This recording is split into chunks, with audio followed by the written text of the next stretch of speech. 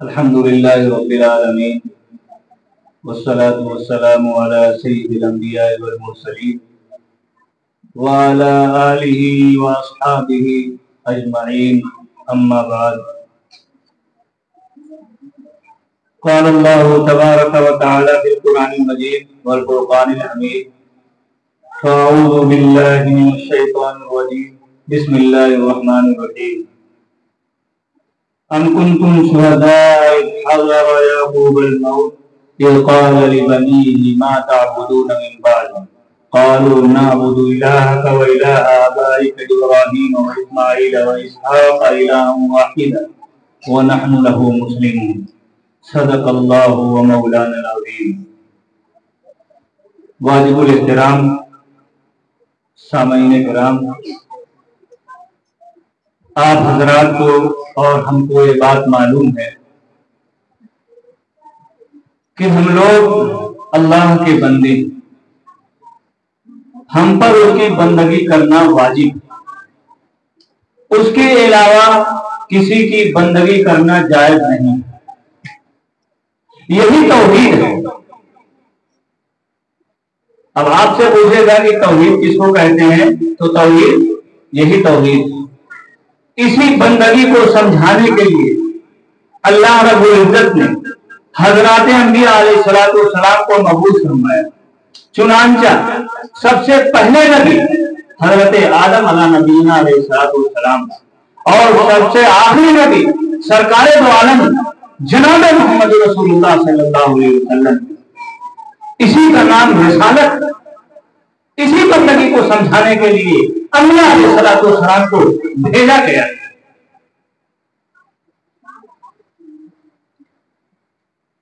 اور اللہ رب العزت نے سب کو مذہب اسلام پر پیدا کیا. سب سے اصلی مذہب جو ہے سب کا، پوری انسانیت کا، وہ مذہب اسلام ہے. اس لیے بخاری شریف کی روایت ہے، کل مولود یولد علی الفطرۃ فابواہ یہودانہ او ینصرانہ او یمجسانہ. ہر بچہ فطرت اسلام پر پیدا ہوتا ہے، مگر اس کے ماں باپ اور اسلام مخالف ماحول کی وجہ سے وہ اسلام سے ہٹ جاتا ہے اور دوسرے دھرموں کو قبول کر لیتا ہے. اسی لیے اللہ رب العزت نے حضرت انسان کو جب پیدا کیا تو اہل علق میں اپنی معرفت کی ایک جھلک دکھلا کر دلوں میں نور ایمان پیدا کر. چنانچہ آگے اللہ رب العزت قرآن کریم میں ارشاد فرماتے ہیں، فَأَقِمْ وَجْهَكَ لِلدِّينِ حَنِيفًا فِطْرَتَ اللَّهِ فَطَرَ النَّاسَ عَلَيْهَا. اپنے رخ کو دین حق کی طرف قائم رکھو. فطرت اللہ، مفسرین لکھتے ہیں یہاں فعل محذوف ہے، فطرت اللہ منصوب ہے. اتبع فطرت اللہ، اللہ کی پیدا کی ہوئی قابلیت کے مطابق اتباع کرو. اللہ نے اس کا مطلب یہ ہے کہ اللہ نے ہر انسان کو ایسا پیدا کیا ہے کہ اس کے حق ماننے، اس کو حق ماننے اور سننے اور سمجھنے کی صلاحیت اس کے اندر. آگے اسی کی تشریح کر رہے ہیں، فطرت اللہ فطرت اللہ فطر الناس علیہ، جس پر اللہ نے لوگوں کو پیدا کیا ہے. لا تبدیل لخلق اللہ، اللہ کی تخلیق میں تبدیلی نہیں کرنا چاہیے. ذالک الدین القیم، یہی سیکھا.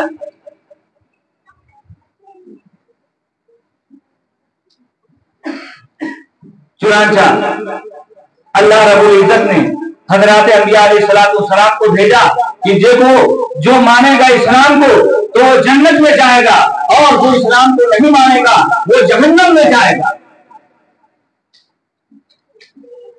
اب آپ ذرا اس بات کو سمجھیں کہ حضرات انبیاء علیہ السلام کی کس قدر فکر تھی. وَوَصَّىٰ بِهَا إِبْرَاهِيمُ بَنِيهِ وَيَعْقُوبُ، یعقوب اور ابراہیم علیہ السلام دونوں نے اپنے بیٹوں کو وصیت کی کہ اے بیٹو، تم لوگ اسلام پر مرنا. یا بنیا اے میرے بیٹو تم لوگ اسلام پر مرنا، اس لیے کہ انبیاء علیہ السلام کے ایمان کی تو گارنٹی ہے، لیکن انبیاء علیہ السلام کے بعد کسی کے ایمان کی گارنٹی نہیں ہے، چاہے وہ نبی کی اولاد ہو۔ آگے اللہ تعالیٰ قرآن میں دوسری جگہ ارشاد فرماتے ہیں اسی سورہ بقرہ میں ام کنتم شہداء اذ حضر یعقوب الموت، کیا تم اس وقت موجود تھے جب یعقوب علیہ السلام کے پاس موت آئی؟ اذ قال لبنیہ ما تعبدون من بعدی، انہوں نے کہا اپنے بیٹے کو تم لوگ میرے بعد کس کی عبادت کرو گے؟ قالوا نعبد الہک و الہ آبائک ابراہیم و اسماعیل و اسحاق، ان لوگوں نے کہا ہم عبادت کریں گے اپنے آپ کے معبود کی اور آپ کے باپ ابراہیم اسماعیل اسحاق کے معبودوں کی، جن کا معبود ایک ہے، وہ مسلمون، اور ہم اسلام پر۔ تب جا کر ان کو اطمینان ہوا آج ہم اپنی اولادوں کے ایمان کے بارے میں کتنی فکر کرتے ہیں۔ ذرا غور کریں حضرات انبیاء علیہ السلام کی کس طرح فکر تھی، انہوں نے ایمان قبول کر خود عمل کیا اور امت تک ایمان کو پہنچانے کی کتنی کوشش کی۔ تاریخ کی اولاد گواہ ہیں، قرآن گواہ ہے۔ اور آج ہماری فکر کیا ہے؟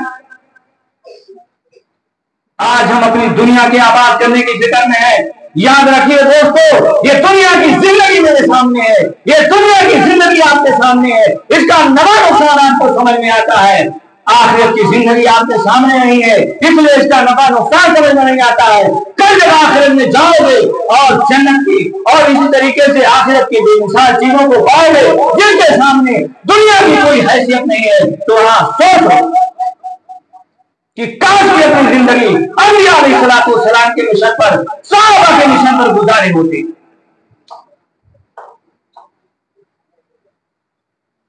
واقعہ بہت مشہور ہے،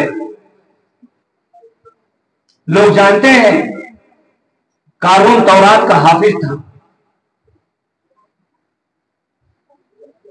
لیکن مال میں اس طرح منہمک ہوا، دنیا کی محبت نے اس طرح سے گھیرا کہ زکات کا انکار کر دیا، دین سے منکر ہو گیا۔ اللہ رب العزت نے اس کے مال سمیت دنیا میں اس کو دھسا دیا۔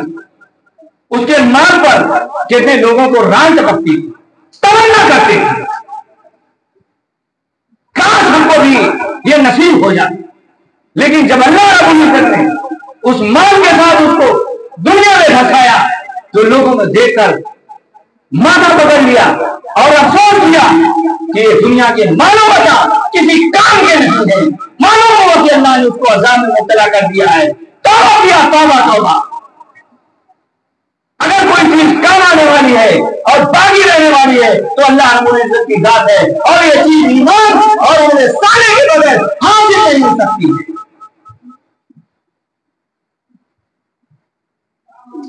چنانچہ ابھی وقت ہے، اللہ رب العزت نے حیات اور تندرستی دیا ہے، اپنے مشن کو جاری رکھیے اور دین اور اسلام کے لیے، ایمان کے لیے فقہائے کرام نے تشریح کیا ہے اگر اپنے مال اپنے جان اور اپنی آنے والی نسلوں کو اور اپنی تمام چیزوں کو قربان کر دینا پڑے تو کوئی ڈر مت ہے۔ اس دنیا کا کوئی مطلب نہیں ہے۔ شفیق جون پوری کا ایک شعر ہے، یہ دنیا دار دنیا ہے فقط ایک خواب ہے شب کا، یہ دنیا دار دنیا ہے فقط ایک خواب ہے شب کا، جو دیکھا غور سے میں نے تو آنکھیں کھل جائیں گے۔ یاد رکھیے اللہ کے رسول صلی اللہ علیہ وسلم نے ارشاد فرمایا یاتی علی الناس زمان الصابر علی دینہ کالقابض علی الجمر، لوگوں پر ایک ایسا زمانہ آنے والا ہے کہ اپنے دین پر جمع رہنا اس کو ایسے ہی مشکل ہوگا، ایسے پریشان کرنے والا ہوگا جیسے ہاتھ پر انگارہ رکھنا۔ آدمی ہاتھ پر انگارہ رکھے گا تو کس قدر پریشان ہوگا، ایسے جو تیرنے والا ہوگا اس زمانے میں پریشان ہوگا۔ چنانچہ حضرت ابو ہریرہ رضی اللہ تعالیٰ عنہ کی روایت ہے، لوگوں نیک عمل جلدی جلدی کر لو، یہ فتنے تاریک رات کے مانند ہیں۔ मोमिन होंगे और शाम को काफिर होंगे। लोगों में दुनिया की बदलों में अपने ईमान को और आखिरत को बेच रहे हैं। हज़रत जाबिर रज़ियल्लाहु ताला अन्हु रोते हुए बयान फरमा रहे हैं कि आज अल्लाह के दीन में लोग, अल्लाह के रसूल ने फरमाया, आज लोग अल्लाह के दीन में जुट कर जुट, गिरोह दर गिरोह दाखिल हो रहे हैं। एक जमाना आएगा ऐसे गिरोह दर गिरोह निकलेंगे जैसा कि आज आप देख रहे हैं। बहरहाल अल्लाह ताला हम लोगों को उस वक्त से दूर रखें। ऐसा भी वक्त आने वाला है, हजारों की तादाद में लोग मस्जिदों में होंगे, एक भी मुसलमान नहीं होगा। ऐसा भी वक्त आने वाला है, हदीस शरीफ में आता है।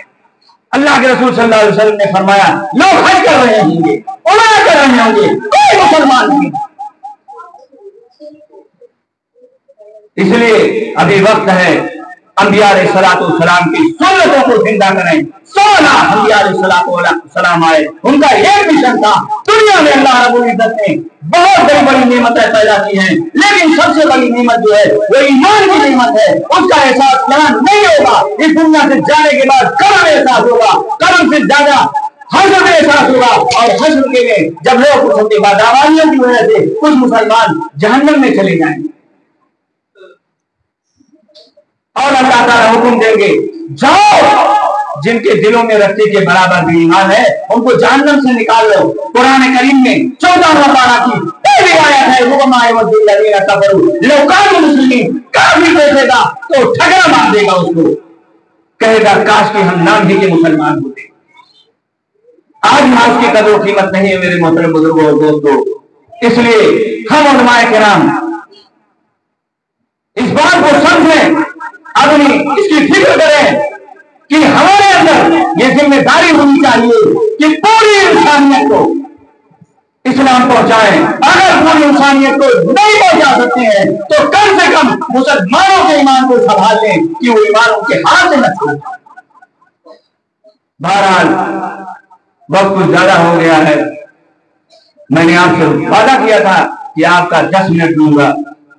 बातें बहुत हैं अमल करने के लिए, 2-4 भी बातें काफी हैं। अल्लाह ताला हम लोगों को कहने सुनने से ज्यादा अमल करने की तौफीक अता फरमाए। वाखिर दावाना अल्हम्दुलिल्लाहि रब्बिल आलमीन।